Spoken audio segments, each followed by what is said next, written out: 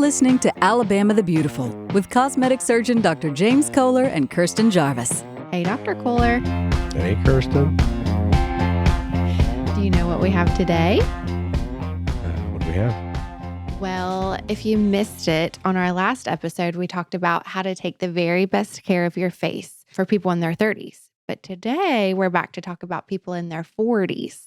Mm-hmm. Would you say 40s is a good combination of preventing and reversing? Or are we still preventing in our 40s? Well, I think we're always preventing. Should always be on the preventing side. Reversing, that's a tough one. I'd say certain things we can reverse to a certain extent. So yes, there is a little bit of that. But a lot of it is just we're expanding the preventing. We're doing more. And maybe, what we started in our 30s, hopefully developing some good skincare habits and things like that. Now we're starting to put it more to use because now we're starting to notice some changes in our 40s that we didn't see in our 30s. And so so this is typically when people start hitting the panic button. They're like, I didn't do anything in my 30s. And now all of a sudden they're seeing things, they're starting to see changes. And now all of a sudden it's an emergency. We got to start doing some things. But really, again, as I said in my podcast in your 30s, start establishing those good habits then. And now we're just sort of expanding what we're going to be doing. Well, we talked about what to do every day in our 30-ish podcast, which was take care of your skin, wash your face, wear your sunscreen. Every few months, we want to start microneedling like every 6 weeks for a little session of 3 or 4 treatments. And we want to do Botox, sometimes fillers. So is there any additional skincare when you're 40-ish that you should use, like retinoids or any must-haves that you should start? Yeah, definitely. If you can tolerate it, now's the time to start considering using a Retin-A as part of your skin regimen. So in your 30s, probably don't need it. Your skin is probably fine without a Retin-A, but starting to get into the 40s and certainly into the 50s, you should be in a Retin-A. Now, the thing about Retin-A is a lot of people have a hard time tolerating it. I see so many people, they're like, oh, I can't use that. It just makes my skin X, Y, Z, whatever. It flakes, it's dry, I hate it. And the vast majority of people, they'll use it and then they quit it. And every time they quit it and then they start it back up again, they go through the same process again. And it's just a vicious circle. So the only way you get through that is to push on through and use it and use it and use it until you can get past that. So let me explain a little bit about how Retin-A works, because you'll see what the benefit of it is and why people have such a problem with it. So when we're young, let's just say our skin is like this thick, okay? And so our skin the top layer of skin is the dead skin cells, okay? They're flaking off constantly. And so a new skin cell is formed, and then over the course of about 6 weeks, kind of works its way to the top, and then poop, dies, and it flakes off. It loses its nucleus along the way, and then it falls off, flakes off. So that's what's constantly happening, cycle after cycle after cycle. So your new skin cells are formed, old ones fall and flake away. Well, that very top layer, it's called the stratum corneum, it's like dead skin cells. And when we're young, it's a thin layer of dead skin cells. But as we get older, that layer starts to become thicker. And that's why our skin, when it's kind of shinier, has a better complexion when we're younger. And then as we get older, it becomes sort of duller, maybe not as bright in appearance. It's because that skin has got a thicker layer of dead skin cells. So the goal is to get that layer back to being thin again. And what Retin-A does is it speeds up the rate of skin turnover. So when a newly formed skin cell is formed to when it goes and flakes off, it speeds that process up. And in doing so, these dead skin cells are flaking off at a quicker rate. Well, when that first starts to happen, so you go from having this thicker layer of dead skin cells and now they become thinner, well, your body's ability to hold moisture changes. It's used to having that thicker layer, at that point in your life. And so when you lose some of that surface skin, it's drying out, it's losing water. And so that's what makes people have that red, flaky, dry, cracked, doesn't feel good feeling. Okay. And so new skin cells are forming quicker, but the dead ones are falling off. And it takes about, well, you got to use these skin care products for we say about 3 skin cycles. So if a skin cycle is about 6 weeks, so 18 weeks of using a Retin-A to really get past a lot of these problems. And so what typically happens is people use a Retin-A and they get red and flaky and they go, oh, I'm going to quit. And then 2 weeks later, I'm going to try it again. And they try it again. And every time they try, they go through the same thing. So how do you get through that? Well, first of all, you want to make sure you're using the lowest concentration that you can possibly tolerate. And then as your skin adjusts and you are able to tolerate it more, you can go to a more potent form of the Retin-A. So you want to start at the lowest concentration and then start working up to a higher concentration. Sometimes you can kind of go to every other day application. So you do it Monday, don't do it Tuesday, do it Wednesday, don't do it Thursday. But at some point, you're going to have to go to everyday application. So that may kind of give your skin a little bit of break, but it's not too long of a break that you're kind of starting from ground zero every time. So that's one way of doing it. And then, of course, making sure you're keeping your skin moisturized during the process, but you got to get through it. And so unless you're willing to kind of push through and get past all of that, you're going to keep experiencing that every time you do it. So if you do push through, then over a period of time, your body does adapt. And now all of a sudden your skin is not red and cracking and flaking. And that top layer of skin has become thinner and your skin will have a more youthful appearance. And Retin-A has been just over and over again in studies, the one skincare product that consistently can improve the appearance of fine lines and wrinkles. And it also will help with some pigmentation problems. So you go to any dermatologist, that's going to be something that they're just generally going to recommend. Now, you do need to also understand Retin-A's will sensitize your skin to, like if you're out in the sun and you're going to get a sunburn much more easily. So if you're on it, you got to be careful. And especially when you're living in the South and if you're not wearing sunscreen and a hat and all that kind of stuff, you're going to get burned. Excellent education. Yeah. That's just one. I mean, and the other...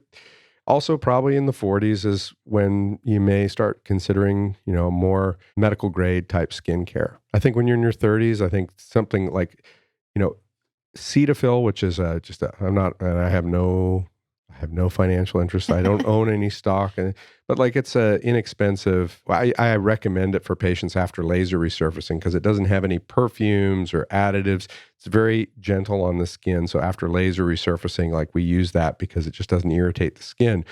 But like when you're in your 30s, some simple face wash and some moisturizer, you're probably good. And then sunscreen. And then as you start getting older, then that's the addition of a Retin-A. And then we start looking at more prescription skincare products, maybe some of the vitamin C line to kind of help with, again, that skin tone or the sort of that glow, youthful glow to your skin. And again, skin types are very different. Some people have oily skin, some people have dry skin. So like there's not a one size fits all when it comes to skincare. And also, I notice especially with women, there's lots of preferences. Sometimes a skincare product can work really, really well, but if you don't like the smell of it, you're not going to use it. And so if it smells bad, you're like, oh, I'm not using that. And so those are all things that factor into, people choosing their skincare product. But one thing I will say, and I've just seen this so many times, family members or other people, let's say I have samples and you're like, oh, here, try this skincare product. And my mother-in-law, sweet as she can be, but she'll be like, oh yeah, she's used it for like 3 days. And she's like, oh, I think I already see a difference in my skin. I'm like, oh, you've only used it for 3 days. I mean, 3 days. Anyhow, she's sweet. I think she's just being nice to me. But the point is that you're not skin. I already mentioned it takes 6 weeks for a new skin cell to form, come, flake off. So if we're using skincare products, which are to help with the physiology of the skin, so it's working on these skin cells that are forming, it's going to take time to see a difference in your skin. These are not things that you put on and you see immediate change. Now, it may smell good, it may feel good, and that's great. But to really see a difference in your skin, you got to be patient. And if you're going to make a judgment on your skincare product, you need to be using it for a few months to really see if you like it. And your skin sometimes takes time to adapt. So just something to keep in mind when people are trying stuff is like, you got to be, okay, I'm going to try it for 3 months. And if I do it for 3 months or six months, and I'm not seeing the kind of improvement that I'd like to see, well, then talk to, one of our staff and they can make recommendations. Agree. Yeah, agree. What about facials in your 40s? Oh, facials are great anytime. But so a facial is not, all a facial is really doing, it makes your skin feel good. You're removing the dead skin surface, that's what you're really doing with a facial. It's not going to cause any, it's not going to give you any long-term benefit like microneedling or some of the other laser treatments. But like if you had something coming up and you just want your skin to have a nice little glow, it's like it just gets rid of the surface dead skin cells. It feels good. Like when you're done, your skin, it just feels so smooth. It looks good. So it's a nice little pick me up.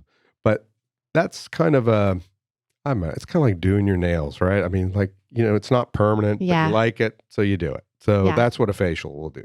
Feels good, looks good, short term. Very short term, yeah. And, and then there also are some chemical peels that people may start doing in their 40s. They're like, and chemical peels, they're not all the same. The very superficial peels are the ones that estheticians can do.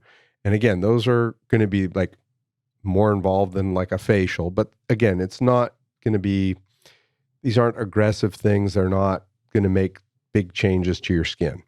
But the peels go to different depths. But once you start to get to these medium depth and deep peels, those are not done by estheticians. Those are done by physicians only. And my recommendation, if you're going to do a medium to a deep peel, that you do it by somebody who does a lot of them. I trained with Gary Monheit, who's a dermatologist in Birmingham, and he's a great guy, but he's developed some of his own peels that have become very popular, throughout the world, but he does lots of peels. So if I wanted a peel, that's who I'm going to see. The reason that some doctors like to do peels is because, like, from a cost standpoint, the chemical peels are a lot more affordable for patients, but also for the doctor, because you don't have to purchase expensive lasers.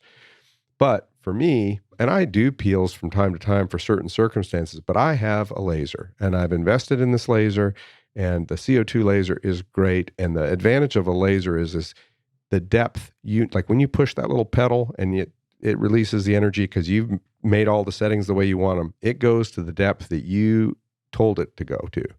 With chemical peels, if you paint it on a little too much, or maybe there's a little grease on the skin so it doesn't go as deep in certain areas and goes deeper in others, that there's a lot more finer skill, not finer skill, but there is a skill that is you have to be good at doing them. You have to have done a lot of them.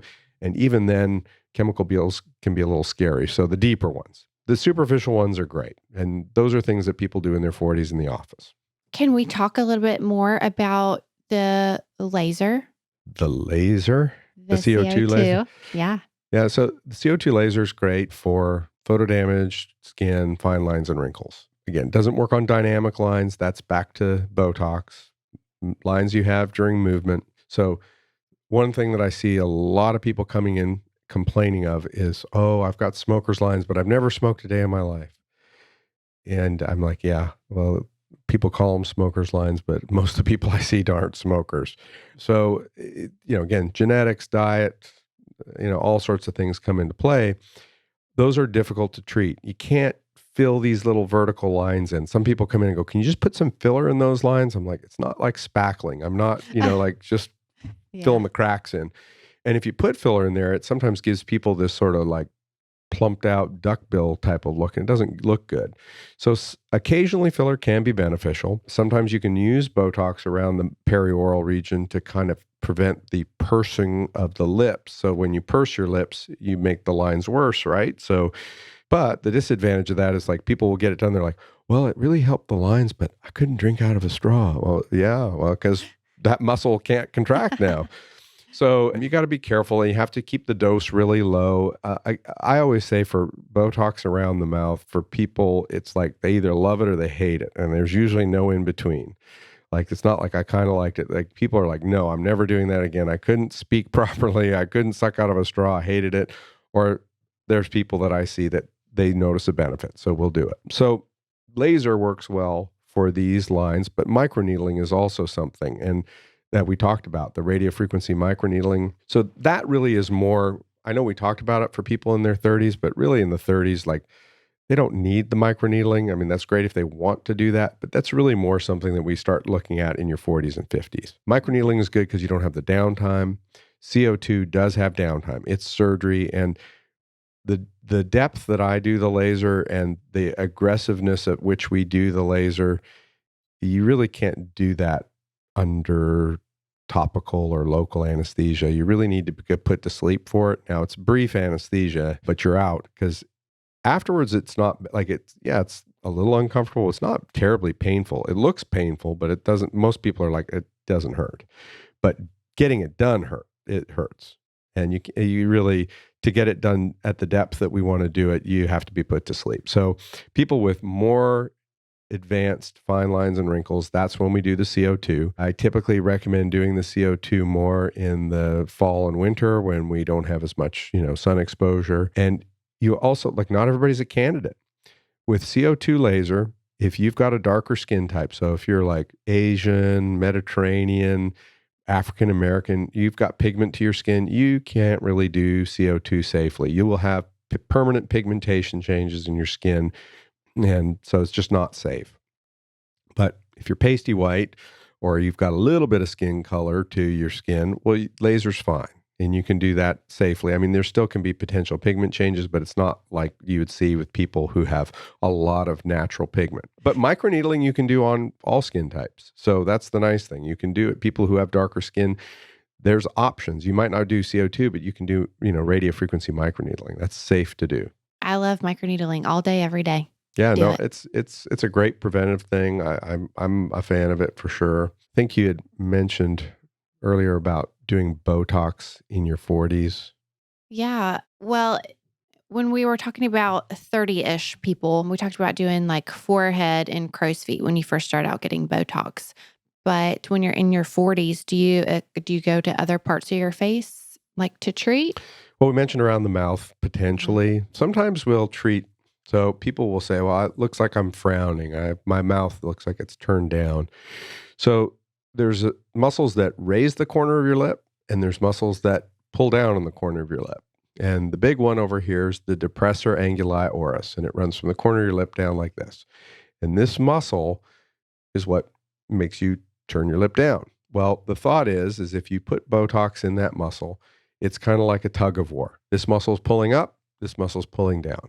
Well, if we inactivate this muscle potentially wins the tug of war and it lifts the corner of your mouth up slightly. It's going to be subtle and it won't fix jowling. It's not going to fix that marionette line. But if it's truly the corner of your mouth sort of downturned, sometimes people that have it done, they're like, yeah, I notice a big difference. And I've done it for others. And they're like, I didn't really see much of a change. Doing Botox in the lower half of the face is not nearly as predictable and successful as it is in the upper half of the face. And part of it is because we're dealing with the muscles that move our mouth and smile, and getting that without affecting how we speak, how we eat. It's just, you got to be careful in those areas. Up here, yeah, you have a lot more safety in what you're trying to achieve. So typical areas in 30s and 40s is going to be forehead, glabella, and crow's feet.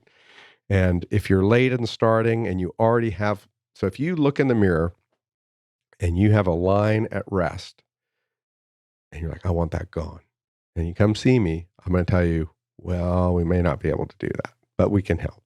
At least help prevent it from getting deeper, because static lines are not affected by Botox. However, if you started it in your 40s and you had these static lines and you were consistent with it, it's possible that once that muscle has not been working for a while, that crease might soften up a little bit because you're not having any muscle activity there. But there's a male patient of mine who is actually in his 60s, and he came to see me, and he had this crease that started right here in the middle of his eyes, and it went like literally 3/4 of the way up his forehead. And it looked like he walked in the room and he looked like he was going to tear somebody's head off.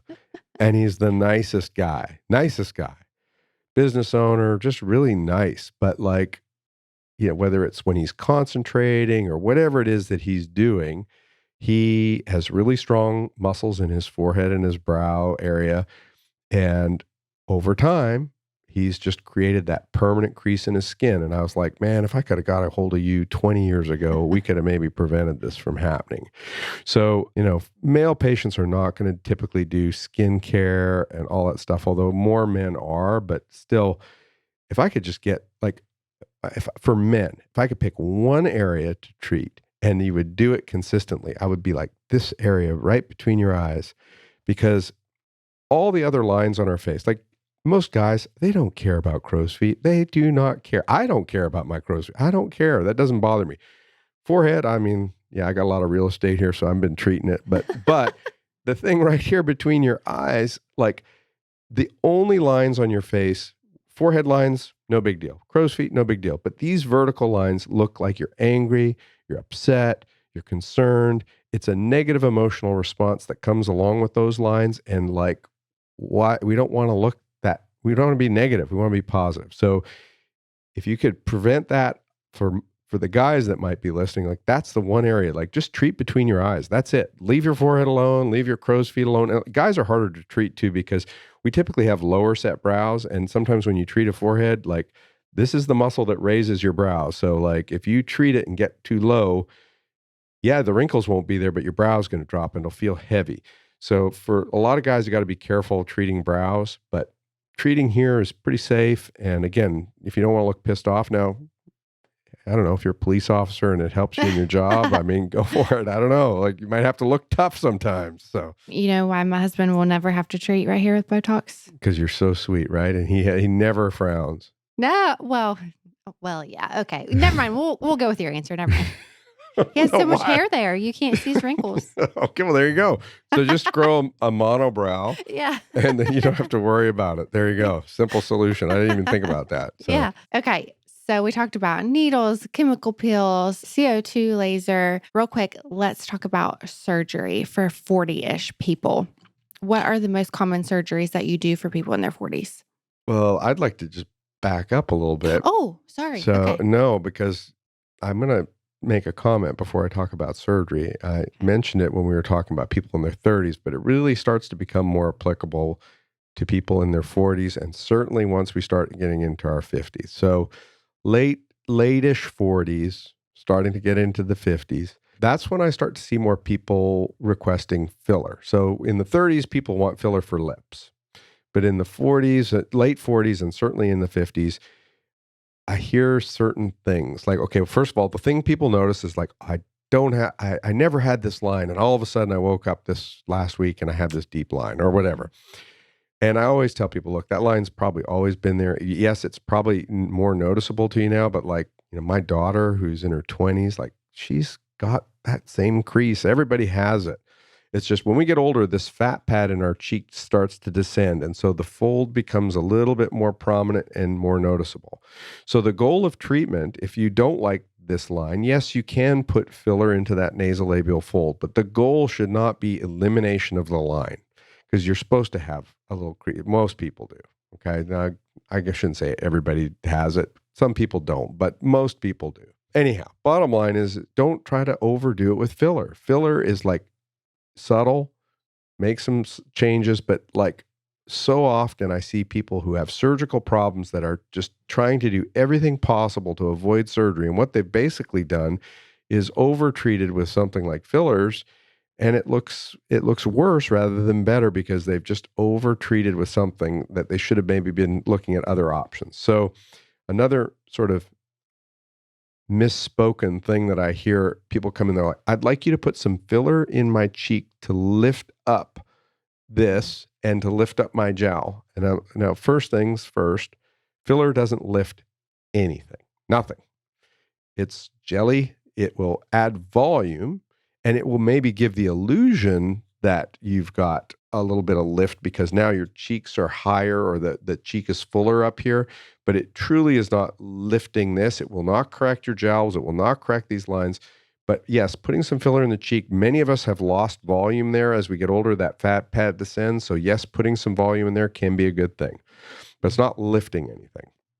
So Yeah, when you get into your 40s, that's when people start maybe putting fat in their cheeks, in their nasolabial folds. Sometimes people will try to camouflage marionette lines. Now, not typically in the 40s. That's typically more start talking about 50s and 60s when people are getting the marionette lines. But sometimes we see it in younger people. And then occasionally, sometimes people after weight loss, they'll have some hollowing of the temporal region, so we might add volume there. But anyhow, so 40s are going to be the time when people are starting to maybe restore some volume that's lost with age with fillers. And then that leads into, when do we pull the trigger for surgery? And what surgeries do we do? So again, there is not an age. I saw somebody this week that was in their 40s and had some weight gain and some weight loss, but really had a fair bit of laxity in the neck and jawline region. And even though, typical facelift patient is going to be more mid 50s, early 60s type of range, like that's where most people are starting to consider their first facelift. We absolutely, like this girl's in her 40s and she's absolutely a candidate for a lower face and neck lift. So age is not the only factor. And some people, their first facelift might be, 70. No, but again, it depends on your health, your genetics, your at what point you want to do this. Some people are like, I don't want to wait till I got a big turkey neck before I do this. So I want to do it younger. So we will sometimes do like a lower face and neck lift on somebody in their 40s. A lot of times if the jawline looks good, sometimes we can just do some isolated procedures to the neck, like a deep neck lift or isolated neck lift. So that's an area in the 40s that we may consider doing. Upper eyelids start to maybe become a factor. People start to get sort of extra loose skin on that upper eyelid. And so when they go to put their makeup on in the morning, these women are like, I can't see my eye makeup because my eyelid skin is hanging over them. So we might do an upper eyelid surgery or sometimes even a lower eyelid surgery. People sometimes genetically have like that bulging of their fat pads on the lower lids. And so when it's mild, we can sometimes camouflage with filler in the hollow areas to kind of make it look so it's not bulging so much. But there does come a point where if you actually start putting filler there, it'll actually look worse. So if there's a lot of bulging, you got to do something surgically. So we do a lower eyelid surgery to remove the herniating fat, tighten up the skin. So those are the things that you start to maybe see in somebody in their 40s. Well, with all of the people that are losing weight on these new weight loss medications, is that something that you're seeing a little more of, is younger people who've lost a lot of weight who now need or want facial rejuvenation because they've got some skin laxity due to weight loss? Yeah, I mean, we see it on the body as well, right? So the face is no different. If you've had you carried a lot of weight and you lost a lot of weight, it's just different for each person. Like I always tell people, if you watch that show, The Biggest Loser, where people were on there and they lost all this weight, some people, their skin did really well. Like you look at them, you go, gosh, like they lost that much weight and their skin looks great. And in other people, it doesn't do so well. So like some of it's your genetics. So not every person that loses a lot of weight has lots of lax skin and needs procedures. So it's just on the individual basis. But yes, with weight loss, and depending on how much weight loss, we will see people that they feel like they've really aged in their faces because this is gaunt now. It's not like they're used to having a full face. And in fact, there was a study done on identical twins. And it's interesting that up to a certain age, looking thinner is more youthful. But actually, as you get older, if you're heavier, you look younger because you've got more fullness in the cheek. So like sometimes being a little overweight when you're older actually can make you look more youthful.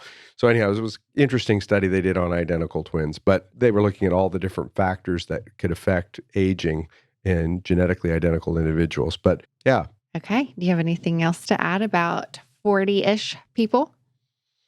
You're about to be 50. And then you're going to need the bigger surgery. Again, the thing that I mentioned in our last podcast is the best thing that you can do is be consistent. So get a regimen, get your routine, try to be consistent with it. And, when you come and see, our estheticians or whatever, they're going to make recommendations. And there's things that you can do. Like, you don't have to do every treatment and every modality, but like, if you've got a problem area, like, I'm sure not everything has a solution, but some things we do have some treatments that are very helpful. Yeah. And sometimes people have no idea. Like, I had one lady I saw for a surgical consultation, and she had this big sort of venous lake on her lip. And I don't know, somehow it came up in the conversation. I must have said something, but I was like, oh, if you had that for a long time. And she started talking. She goes, oh yeah, I've hated this. I've had it. And she goes, I had somebody try to remove it surgically, and anyhow, blah, blah, blah. I'm like, well, we have a laser. That is like 1 or 2 treatments gone. And she's like, really? I had no idea. I'm like, yeah, we treated her. I think we ended up doing her facelift, but I think she was more happy about getting that venous lake gone with a couple of zaps with our laser. So anyhow, sometimes people just don't realize there are things that are available, and they can be simple. Not everything's a big surgery. Some things are simple. All you have to do is ask. That's right. If you don't like it, there's a fix for it. Well, maybe. Do you have a burning question for Dr. Koehler or me? You can leave us a voicemail on our podcast website at alabamathebeautiful.com. We'd love to hear from you. Thanks, Dr. Koehler. All right. Thanks, Kirstin. Go back to making Alabama beautiful. All right. Talk to you soon. Got a question for Dr. Koehler? Leave us a voicemail at alabamathebeautifulpodcast.com. Dr. James Koehler is a cosmetic surgeon practicing in Fairhope, Alabama. To learn more about Dr. Koehler and Eastern+Shore Cosmetic Surgery, go to Eastern+ShoreCosmeticSurgery.com. The commentary in this podcast represents opinion and does not present medical advice, but general information that does not necessarily relate to the specific conditions of any individual patient. If you enjoyed this episode, please share it and subscribe to Alabama the Beautiful on YouTube, Apple Podcasts, Spotify, or wherever you like to listen to podcasts. Follow us on Instagram at Eastern+Shore Cosmetic Surgery. Alabama the Beautiful is a production of The Axis, THEAXIS.io.